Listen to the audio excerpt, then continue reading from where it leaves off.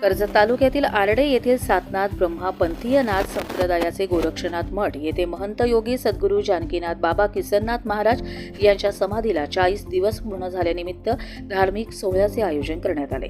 17 February रोजी त्यांचे देहावसान झाले असून त्यांच्या इच्छेनुसार गोरक्षनाथ मठातच त्यांना शिवस्वरूप समाधी देण्यात आली होती। नाथ पंथांच्या परंपरेनुसार आयोजित या सोहळ्यात नाशिक, रायगड, ठाणे आणि पुणे जिल्ह्यातील महंतांच्या हस्ते समाधी पूजन करण्यात आले। यावेळी हरिपाठ, भजन, ब्रह्म आरती, भंडारा अशा विविध धार्मिक कार्यक्रमांनी मठ परिसर भक्तिमय झाला होता। या कार्यक्रमासाठी कर्जत तालुक्यासह विविध जिल्ह्यांतील साधू, महंत आणि शेकडो भाविक मोठ्या संख्येने उपस्थित होते। महंत जानकीनाथ महाराज यांच्या स्मरणार्थ आणि त्यांच्या कार्याचा वारसा पुढे नेण्यासाठी साधक मंडळींनी एकत्र येत हा सोहळा उत्साहात साजरा केला। समाधीनंतरच्या पुढील कार्याची जबाबदारी साधू संतांच्या मार्गदर्शनाखाली पार पाडली जात असून प्रेमनाथ बाबा यांच्यावर पुढील कार्यभार सोपवण्यात आल्याची माहिती यावेळी देण्यात आली।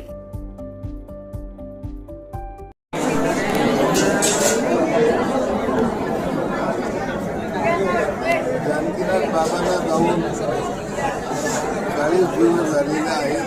40च्या कार्यक्रमाच्या निमित्तानं या ठिकाणी त्यांची समाधी बांधली जाणार आहे। त्याची पूजा या ठिकाणी केली गेली। तुम्ही आतमध्ये होती, तुम्ही बाहेर आणून तिथं पूजन या ठिकाणी करून दोन्ही या ठिकाणी सुरू झालेली आहे। जानकीनाथ महाराजांनं हे आपल्या प्रयत्नानं ते वाईट दिवसामध्ये हे मंदिर आणि हे मठ उभं करण्याचं काम केलं हे निश्चितपणे मोठं आहे। जानकीनाथ महाराजांच्या चरणी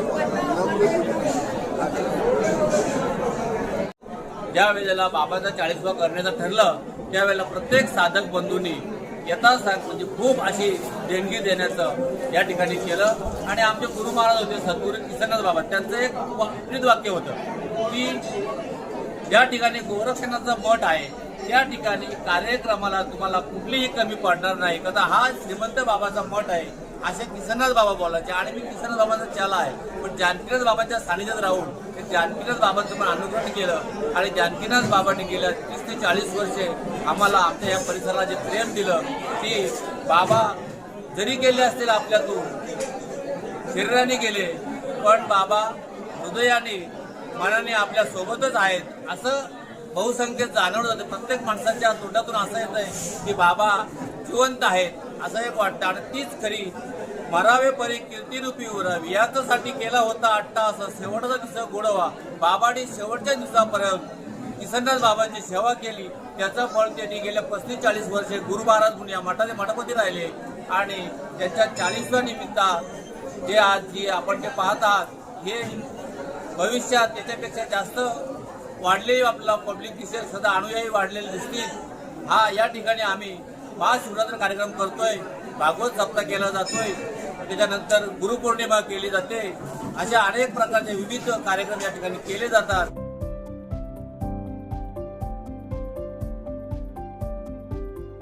कर्जत लाईव्हसाठी नितीन पारदी, नेरळ, माथेरान।